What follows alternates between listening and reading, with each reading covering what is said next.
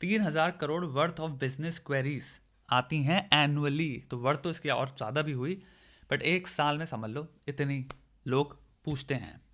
1 million annual queries.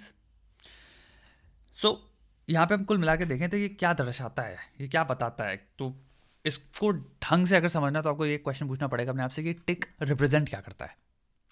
जो ये blue tick है, इसकी औकात क्या है, इसकी वैल्यू क्या है। सच बताओ तो एक्चुअल में सिर्फ स्टेटस, दैट्स इट। ये एक्चुअल में कोई इंटेलिजेंस नहीं दर्शा रहा। ये कोई एक्चुअल में आपको जो टिक है ये नहीं दर्शा रहा कि हाँ ये इंसान एक्चुअल में क्वालिफाइड है इन एनी वे, कि आपको इसको किसी और नज़रिए से देखना चाहिए, या फिर ये इंसान ट्रूली डिजर्विंग है आपकी फॉलोइंग पाने के लिए। किसी भी तरह से उसका कोई भी ये रिप्रेजेंटेशन नहीं है टिक, ठीक है। The only thing the tick represents is आपके दिमाग में एक परसीव्ड वैल्यू चेंज होती है।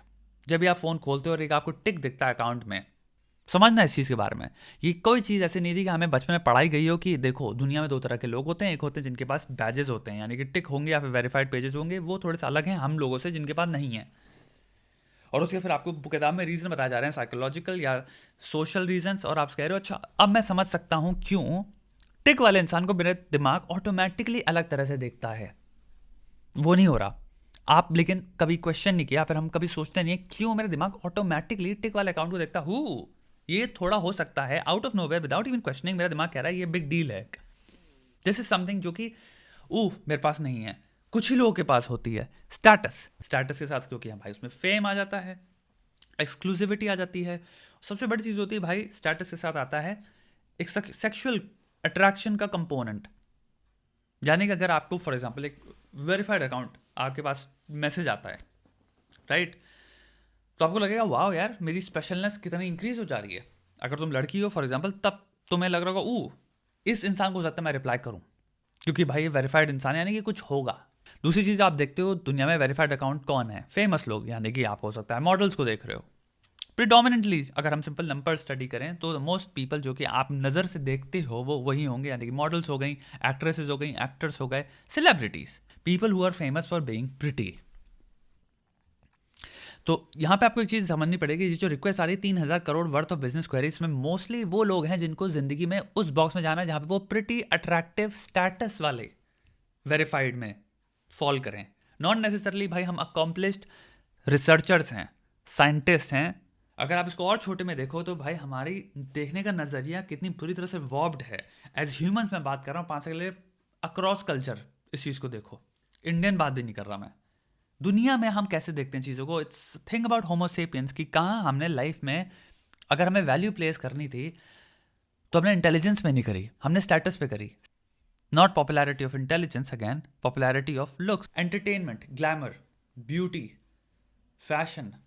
ऑब्जेक्टिव रियलिटी के हिसाब से आप एग्जैक्टली वही इंसान हो, आपकी कोई वैल्यू नहीं बदली। आपको जो भी ऑफर करना था इस दुनिया में वो अभी भी आप ऑफर कर सकते हो। सिमिलरली एक बात मैं बताऊंगा, जैसे कि मेरा चैनल हो गया या इंस्टाग्राम पे पेज हुआ, ऐसा नहीं है अगर मुझे कल टैग वो मिल जाता है वेरीफाइड तो मैं सडनली मेरा कंटेंट आप देख रहे हो, अबे भाई को यही तो इंतजार था, अब भाई का कंटेंट एकदम बदल गया, भाई और गजब कंटेंट होने लग गया। कुछ नहीं होगा। ऑब्जेक्टिव रियलिटी में कोई घंटा फर्क नहीं पड़ता दुनिया में किसी को भी किसी भी तरह के वेरिफिकेशन से। जो मेरे पास ऑफर करने को है वो आज भी मैं ऑफर कर रहा हूँ और वो मैं कल भी ऑफर करता रहूँगा, रिगार्डलेस ऑफ द फैक्ट कि एक इमेजिनरी परसीव्ड वैल्यू मुझे मिले या ना मिले। और सच बात यह है इससे मेरे होने में और जो मेरे पास ऑफर करने में घंटा कोई रियलिस्टिक टर्म में फर्क नहीं पड़ता, कोई फर्क नहीं पड़ता, अनलेस मैं अपने दिमाग में सोच लूं फर्क पड़ता है।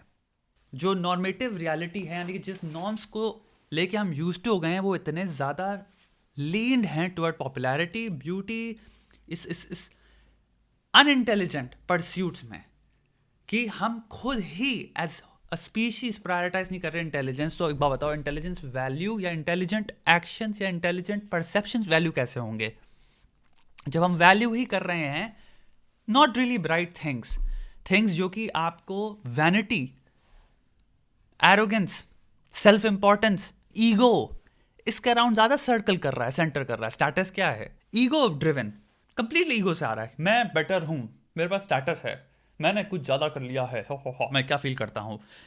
इसीलिए आप जब स्क्रिप्चर्स पढ़ते हो, इसीलिए जब आप महात्मा, संत, फिलोसोफर्स इन सब के बारे में बात करते हो, वो इस चीज़ से कंप्लीटली अपने आप को डिटैच करते हैं। फिर डिटैच करने की बात करते हैं कि भाई ईगो से निकलो, प्राइड से निकलो, मैं के अंदर अपने आप को कटाओ। अपने आप को कभी भी ये मत सोचना तुम इंसान हो, सोचो वो क्यों कह रहे हैं इससे? वो इसलिए ही तो कह रहे हैं ना, क्योंकि इससे एक्चुअल में आप बेटर नहीं हो रहे हो, आप एक अनइंटेलेक्चुअल चीज़ कर रहे हो, आप एक अनइंटेलिजेंट बात कर रहे हो। इन कंक्लूजन मैं तुमसे ये कहना चाहूँगा भाई, दुनिया में जितनी चीज़ें तुम्हें सिखाई जा रही हैं सोशली, जैसे तुम एक सिंपल देख देख के जो मिरर करके हम सीखते हैं समाज में, मैं कहूँगा जितना ज़्यादा क्वेश्चन कर पाओ वो ज़्यादा बेटर है। कई चीज़ें जो तुम्हें सिखाई जा रही हैं वो एक्चुअल में by nature by design he toxic हैं, बाय नेचर बाय डिज़ाइन ही तुम्हें नीचे रखने के लिए बनाई गई हैं। उस पर ज़्यादा किसी ने दिमाग नहीं लगाया है। हमने किसी न किसी हायरकी में, हमने किसी न किसी लर्निंग सिस्टम पे, या फिर हमने बस देख देख के सीख सीख के ऐसी प्रथाएं एक्सेप्ट कर ली हैं जिन्हें क्वेश्चन करने का टाइम आ गया, जिन्हें टाइम आया है अंधे की तरह एक्सेप्ट ना करो और अपनी सेल्फ एस्टीम की धज्जा मत उड़ाओ। बिकॉज सच बात यह है कि तुम्हारी सेल्फ एस्टीम से उसका कोई रिलेशन ही नहीं है। और दूसरी सच बात यह है कि भाई तुम अपनी ज़िंदगी को अपने हाथ से एक्चुअल में चेंज कर सकते हो खुद, इफ़ यू वांट टू। वो देख के अपने दिमाग की धज्जियां उड़ाना और वो देख के ऐसे स्टैंडर्ड्स इन्वेंट करना कि भाई मुझे मे बी ये चाहिए, या फिर ये चीज़ पॉपुलर है, या फिर ये चीज़ मैं कवेट करता हूँ या एनवी करता हूँ, उससे तुम्हें कुछ नहीं मिलेगा। वो परसीव्ड वैल्यू है, वो इमेजिनरी वैल्यू है, और वो इसलिए रखी गई है ताकि आप जिंदगी भर इनसिक्योर फील करते रहो अपने बारे में। क्योंकि जब तक तुम इनसिक्योर फील करोगे तब तक तुम इनको वर्शिप करोगे। It's as simple as that. तुम फॉलोअर तभी हो सकते हो जब तक तुम एक परसीव्ड वैल्यू अटैच करो जिसे तुम्हें फॉलो करना है। इमेजिन करो रियलिटी तुम्हें बता रही है ऑब्जेक्टिवली, एक्चुअली में तुम्हारे उसके बीच में कोई ऐसा फंडामेंटल डिफरेंस है ही नहीं। वो भी इंसान है, तुम भी इंसान हो। तुम अपनी जिंदगी कंप्लीटली डिवॉइड ऑफ, कंप्लीटली अगर हटा दिया जाए उस इंसान को तुम्हारी जिंदगी से, तुम कंप्लीटली केपेबल हो अपनी जिंदगी इंप्रूव करने के और जो भी तुम्हें बनना है बनने के। तुम्हें एक्चुअली में किसी की भीख मांगने की, हाथ जोड़ने की या नीचे रहने की जरूरत नहीं है। अपने आप में तुम सक्षम हो और पूरे हो। इमेजिन करो ये थॉट अगर हमें बचपन से सिखाया जाता या उस रियलिटी में होते। बिलीव, सेल्फ बिलीव हाई होगा ना हमारा, सक्षम इंसान होंगे फिर भाई हम सब।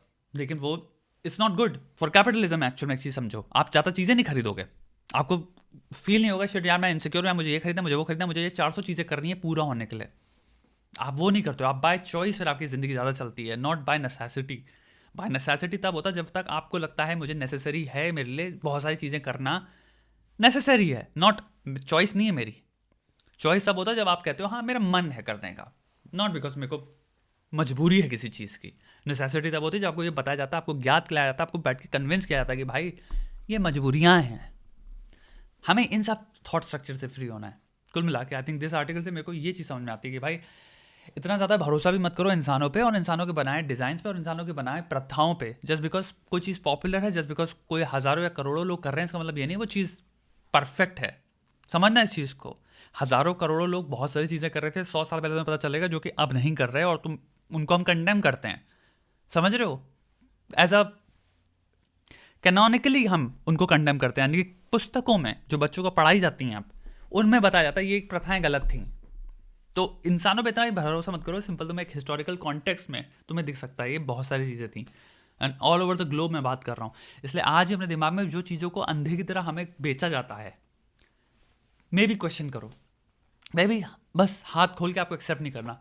मे भी कोई भी चीज़ जो आप अभी आंख बंद करके एक्सेप्ट करके बैठे हुए और आप मान रहे हो, उसको एक बार सोचो कि अच्छा ये है क्या, उसके हम कंटेंट स्टडी करते हैं और एक बार रीविजिट करता हूँ मैं इसको। देखना पहली बार जैसे मैंने देखा था, इसको फिर से एक और बार नए तरीके से देखता हूँ और फिर देखता हूँ उसके कंटेंट्स क्या मुझे अभी भी कन्विंस करते हैं कि नहीं करते। क्योंकि हो सकता है बहुत सारी चीज़ें जो कि आपने बचपन में सीख ली और आप बचपन में एक्सेप्ट कर ली, अपने माँ बाप से भी जो भी बिहेवियर आपका, उससे लेके समाज में जो बिहेवियर, अपने दोस्तों से बिहेवियर, अपने टीचर के प्रति जो बिहेवियर है, अपनी दुनिया में हर एक चीज़ के प्रति जो आप जिससे एफिलिएशन जोड़े हुए हो, अगर आप रीक्वेश्चन करने लग जाओ, मैं कह रहा हूँ पीसफुली करो, कोई भी ऐसी बात नहीं उसको वेहमेंटली करना है, आपको बड़ा फोर्सफुली करना है या फिर बड़े अग्रेसिवली करना है, ऐसा कुछ नहीं है।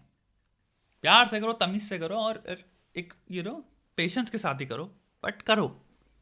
देखो कहाँ जाता है तुम्हारा दिमाग, तुम्हें क्या बताता है। सोचना कुल मिला के सब कुछ यही होता है, और अगर आप सोचना सीख सकते हो तो उससे बढ़िया गिफ्ट नहीं है जो अपने आप को दे सकते हो। There is no better gift than that.